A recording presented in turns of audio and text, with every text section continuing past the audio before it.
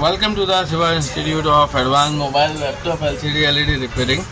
आप देखेंगे यहाँ पे मेरे पास एक आसूस का बोर्ड है और बोर्ड के पार्ट नंबर की बात करें तो X545FB है और इनबिल्ट रैम वाला है, आप देख सकते हैं। और अगर हमारे लैपटॉप में इनबिल्ट रैम में कोई प्रॉब्लम है तो हम इसको डिसेबल कर सकते हैं, यानी कि जो इस लैपटॉप मदरबोर्ड में कंपनी के द्वारा रैम स्लॉट दिया गया है केवल हम इसको भी यूज़ कर सकते हैं।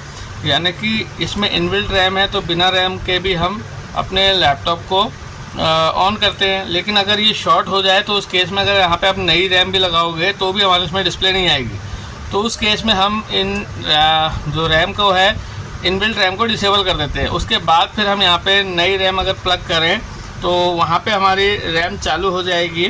तो मैं भी आपको दिखाता हूँ इसमें। तो यहाँ पे आप देखेंगे SoC बोर्ड है, ये इसका DDR4 रैम है। देखिए इस तरीके से इसको प्लग करेंगे और इसको हम डिसेबल कर देंगे और हमारा काम बन जाएगा। तो यहाँ पे अभी मैं इसको निकाल लेता हूँ और ये हमारा SoC है और यहाँ पे आप देखेंगे डिस्प्ले कनेक्टर दिया गया है और ये इसका वोल्टेज सेक्शन है।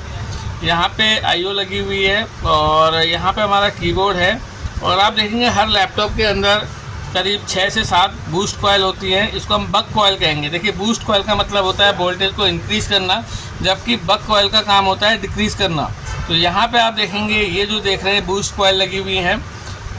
अब हमें लैपटॉप के अंदर ये पहचानना होता है कि कौन सी कॉइल किस सेक्शन की है, उसके अकॉर्डिंग हम काम करते हैं रिपेयरिंग के लिए।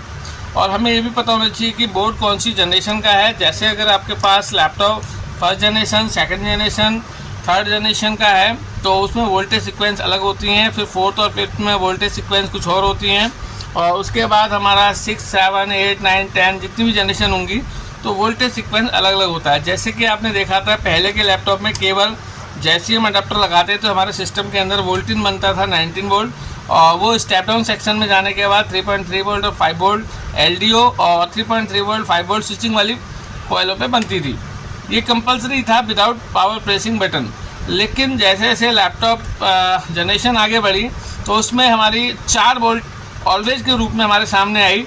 जैसे 3.3 वोल्ट हो गया, 5 वोल्ट हो गया, 1 वोल्ट हो गया, 1.8 वोल्ट हो गया। तो ये सब हमने चेक करना है। आफ्टर पावर बटन प्रेस करने से पहले क्या वोल्ट है और बटन प्रेस करने के बाद क्या वोल्ट है वो सब चेक करना होता है। जैसे कि अभी यहाँ पे मैं छोटा सा आपको एक सीक्वेंस दिखाता हूँ। जब मैंने इसमें अडाप्टर लगाया तो मल्टीमीटर पे आप ध्यान देंगे तो यहाँ पे मैं मल्टीमीटर को 40 वोल्ट रेंज पे रख लेता हूँ DC पे। तो सबसे पहले आप देखेंगे जब मैं DC कनेक्टर को टच कराता हूँ तो यहाँ पे 20 वोल्ट बन रहा है। इसके बाद आप देखेंगे वोल्टेज सेक्शन में 2 मॉसफेट लगे हैं और इस लैपटॉप के अंदर N चैनल मॉसफेट का यूज़ किया गया है। तो देखिए जब मैं इसके ड्रेन से सोर्स की तरफ मूव करता हूँ तो मुझे एग्जैक्ट 20 वोल्ट मिल रही है। और अगर मैं इसके गेट को टच करता हूँ तो देखेंगे यहाँ पे 25.68 वोल्ट मिल रही है। इसका मतलब है N चैनल मॉसफेट के गेट अगर ज़्यादा होंगे तो मतलब कम से कम 4 वोल्ट ज़्यादा होना चाहिए, तभी जाके ये फुल्ली टर्न ऑन होगा और जो इनपुट पे वोल्ट है यानी कि ड्रेन पे वही सोर्स पे आएगी। सेम थिंग देखेंगे दूसरा मॉसफेट को अगर मैं देखूं इसके गेट पे भी देखेंगे 25.67 वोल्ट है। तो CLR पे मुझे 19 यानी कि 20 वोल्ट मिल गई, यानी कि फुल्ली टर्न ऑन है। तो हर लैपटॉप के अंदर या तो P चैनल लगे होंगे या N चैनल लगे होंगे या N चैनल P चैनल, मतलब 9 से 10 कॉन्सेप्ट हैं या फिर ड्यूल मॉसफेट का भी कॉन्सेप्ट होगा। अब आप देखेंगे यहाँ पे कॉइल लगी है, यहाँ पे मेन मॉसफेट, सपोर्टिंग मॉसफेट और इसके देखेंगे यहाँ पे इनपुट मॉसफेट के ड्रेन पे एक NPC कैपेसिटर लगा है, वहाँ पे 19 वोल्ट आ रहा है और ये 19 वोल्ट मेन मॉसफेट के ड्रेन पे आएगी। देखेंगे ये रहा मेरा 20 वोल्ट, यानी कि इस मॉसफेट के ड्रेन पे यहाँ पे आ रही है। मोटी पिन होने की वजह से टच नहीं हो पा रही बिल्कुल। अब आप देखेंगे यहाँ पे मैंने इसको मतलब इसमें RTC सेल नहीं है इसीलिए मेरा फैन स्पिन हो रहा है। तो यहाँ पे अब हम देखेंगे क्या क्या वोल्ट बनती है। तो हर लैपटॉप के अंदर जैसे कि मैंने आपको बताया जहाँ पे भी हमारा 3-5 सेक्शन होगा और या तो वो कॉइल पुराने सेटों में तो 3-5 की कॉइल पास होती थी और वो पास इसलिए होती थी क्योंकि उसका जो पावर IC था वो ड्यूल ऑसिलेशन था, जहाँ से वो एक तरफ 3 वोल्ट और एक तरफ 5 वोल्ट स्विचिंग वाली बनाता था। लेकिन अब के लैपटॉप में कहीं 3 वोल्ट की IC यहाँ पर मतलब IC और कॉइल यहाँ पे होगी, 5 वोल्ट की IC और कॉइल दूर होगी नए सेटों में। तो फिलहाल आप देखेंगे यहाँ पे जब मैं वोल्टेज को मेजर करता हूँ तो 3.43 वोल्ट आ रहा है और इस कॉइल पे अगर मैं चेक करता हूँ देखेंगे 5 वोल्ट आ रहा है। तो इसका मतलब 3-5 की कॉइल हो गई। इसके बाद हम और कॉइलों को चेक करते हैं। जैसे ये देख रहे हैं यहाँ पे कोई वोल्ट नहीं दिख रही और ये हमको जो दिख रहा है बैटरी कनेक्टर के पास में लगा हुआ है, तो ये हमारी बैटरी चार्जिंग कॉइल हो गई। और इसको अगर मैं मेजर करूँगा आप देखेंगे 1.16 वोल्ट हो गई। इसको चेक करते हैं, देखेंगे 1.12 वोल्ट हो गई। इसको चेक करते हैं, देखिए 1.8 वोल्ट हो गई। और ये देखेंगे यहाँ पे 1.05 वोल्ट आ रहा है, क्योंकि एसओसी के अंदर हमारा पीसीएच इनबिल्ड हो गया है, इसीलिए 1.05 वोल्ट है यहाँ पे। और यहाँ पे देखिए वोल्ट नहीं बन रही है, क्योंकि ये सीपीयू के अंदर जो ग्राफिक इनबिल्ड है उसकी कॉइल है ये। और यहाँ पे और वोल्ट चेक करता हूँ, देखेंगे यहाँ पे 1.2 वोल्ट बन रही है। ये DDR4 रैम स्लॉट है, तो ये रैम की कॉइल है, ये रैम की ऑपरेटिंग वोल्ट है। तो अब मैं इसके बैक साइड में जाता हूं, जहां पे हमारी, क्योंकि हमने यहाँ पे सारी कॉइलों के वोल्ट मेजर कर लिए हैं, एक कॉइल ये बची है, देखते हैं यहाँ पे, देखेंगे यहाँ पे, क्योंकि ये बॉटम में इसका स्पेस नहीं है यहाँ पे ज़्यादा। मैं देखता हूँ अगर टच हो जाए, देखेंगे यहाँ पे वोल्टेज मेजर नहीं हो पा रहा है, क्योंकि ये पॉइंटर मोटा है और ये कॉइल के नीचे स्पेस नहीं है जहाँ पे मैं चेक कर पाऊँ। तो अभी हम बैक साइड में जाते हैं। देखिए इनबिल्ट रैम का क्या खासियत होती है वो देखेंगे। जैसे कि आपको पता है DDR4 रैम का स्लॉट है, तो यहाँ पे हमको 1.2 वोल्ट मिल रही है, ये रैम की कॉइल की वोल्टेज है, यानी कि इस चिप के लिए।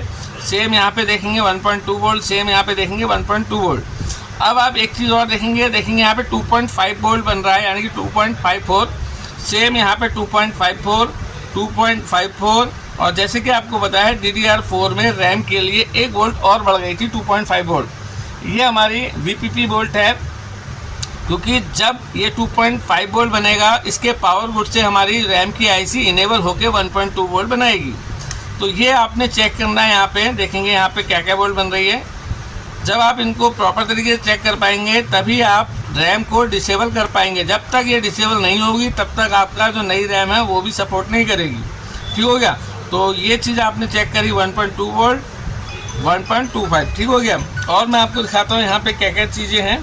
देखेंगे यहाँ पे ये हमारे छोटे वाले मॉसफेट लगे हुए हैं। मोस्टली सेटों के अंदर हमारे एन चैनल मॉसफेट का ही यूज़ किया जाता है वोल्टेज को मतलब कम करने के लिए, स्टेप डाउन करने के लिए, ठीक है।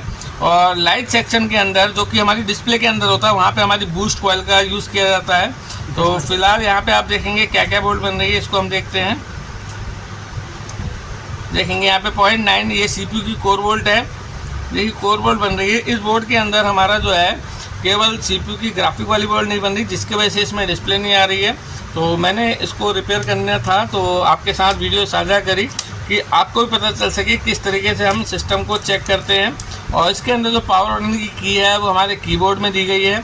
यहाँ पे हमारा मतलब ऑन ऑफ का की है कीबोर्ड में। तो यहाँ पे मैंने आपको, अच्छा एक चीज़ और आप देखेंगे यहाँ पे स्पेस नहीं दिया है।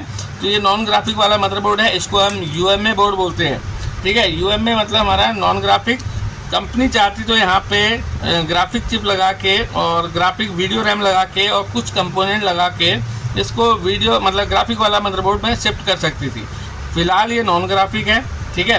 तो उम्मीद करता हूँ आपको वीडियो पसंद आई होगी और वीडियो को ज़्यादा से ज़्यादा शेयर कीजिए। अगर आप लैपटॉप रिपेयरिंग चिप लेवल पे सीखना चाहते हैं तो आप हमसे कांटेक्ट कर सकते हैं।